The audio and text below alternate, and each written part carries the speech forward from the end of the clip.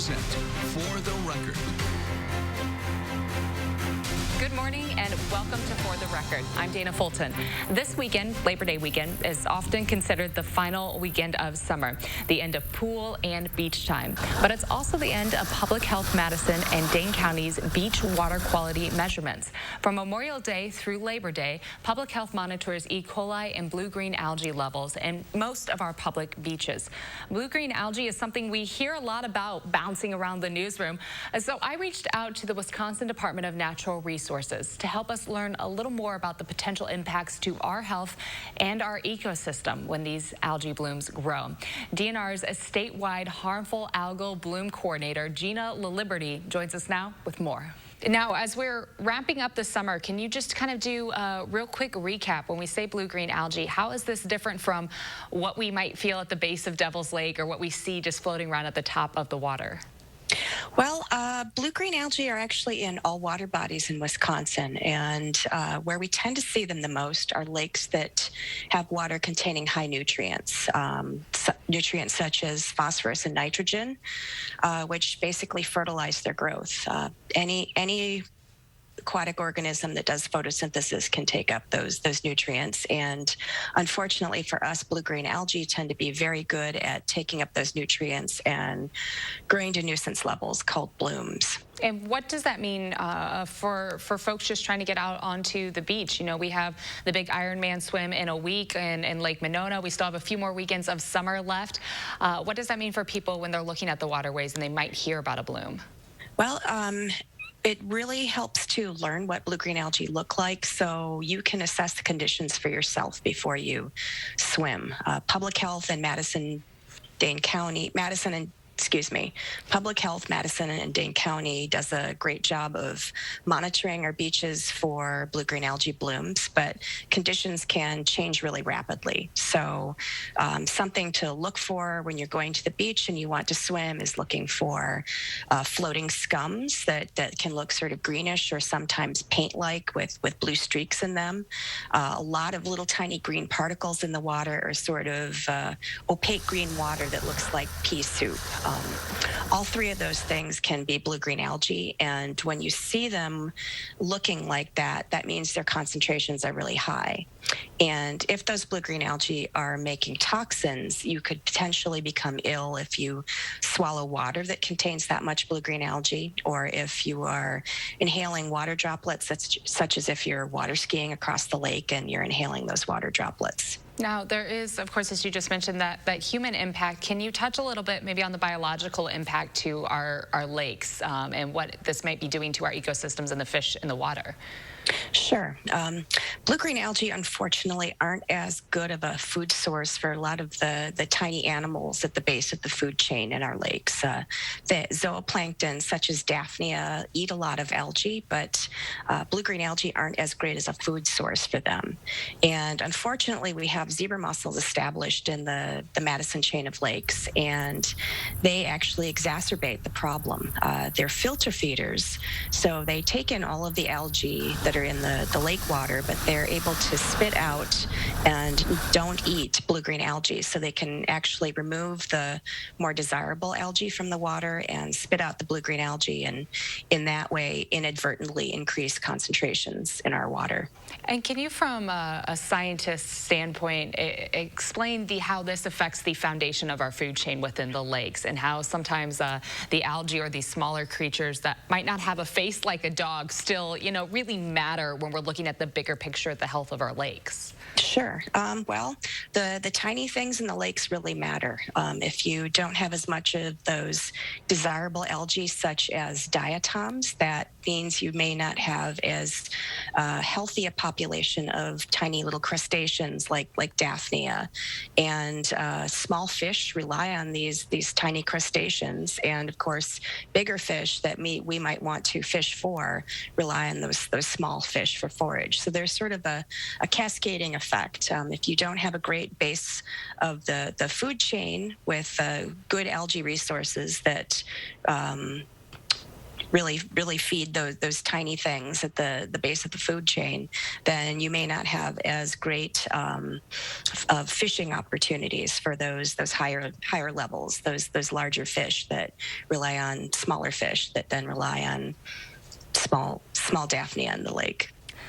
Coming up, more of my conversation with Gina LaLiberte and what you can do to help keep our lakes clean.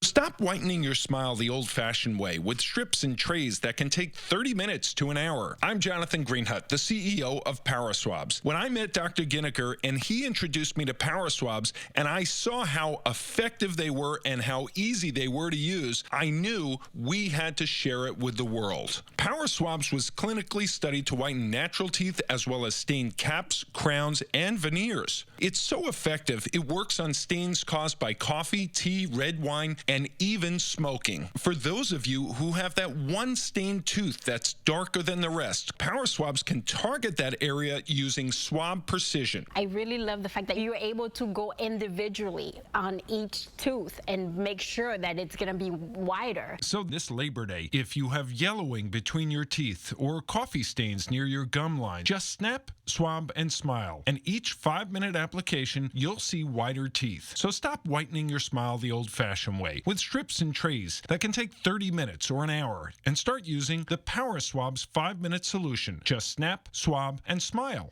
After just 7 days, the results were awesome. PowerSwabs was easy to use every day, and each day I could see it better and better, and from beginning to end, it's definitely whiter. They look clean, they feel clean. And people have made comments about it, which is nice. Show off your white smile this Labor Day. Call for your 5-minute solution to whiter teeth. Order PowerSwabs and receive up to 40% off the retail price. Get a free PowerSwabs Quick Stick pen with your order. The Quick Stick pen is your on-the-go solution to help prevent stains from adhering to your teeth after drinking coffee, tea, or even after smoking. And in addition to saving up to 40% on your purchase and your free Quick Stick pen, get free shipping by ordering now. Dial the number on your screen or visit powerswabs.com today.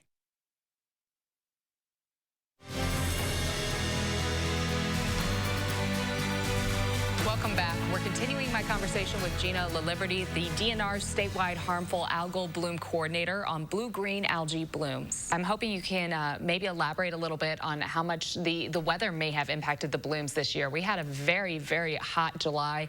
It looks like another hot August just finally wrapped up for us. Did the temperatures affect the lake water and what we saw in our blooms this past summer? Sure. Well, temperatures always affect blue-green algae blooms in that the warmer lake water, blue-green algae grow a lot better at higher temperatures. When the lakes get really warm up into the 80-degree Fahrenheit range, a lot of other more desirable types of algae just don't grow as well. But blue-green algae love that. They're actually adapted for growing well at high temperatures. So when we have really warm weather that results in really warm water temperatures in the lakes, that means we have the possibility of more blue-green algae.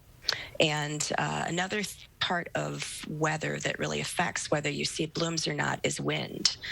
Blue-green algae are buoyant, so if you have very calm conditions, you're more likely to see blooms widespread on the lakes just because algae are able to float to the surface of the lakes and they're not mixed into the water by wind and waves. Along that note with wind, does rainfall affect that? Having rainfall to mix up the water at all? Has our drought impacted anything over the summer, do you know?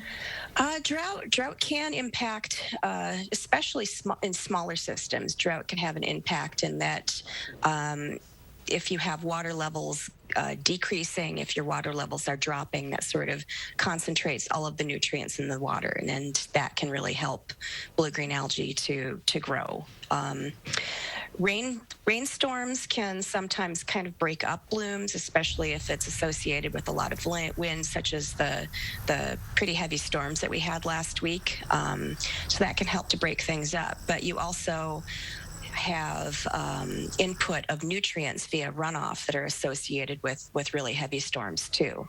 So if you have a lot of runoff, that can bring nutrients in from the land into the lakes, and those nutrients can then continue to fuel algal bloom growth in the lakes. And another very good point there, a lot of runoff within our lakes. It always becomes a topic of conversation now that we're starting to move into the winter with folks using salts or different sorts of ice removers. Can you maybe talk a little bit on what people should be more conscious of as they are along the lakes or looking ahead to this winter, what they can do to help keep our lakes healthy and also maybe help keep things looking ahead to next year at a reduced level for that algae growth?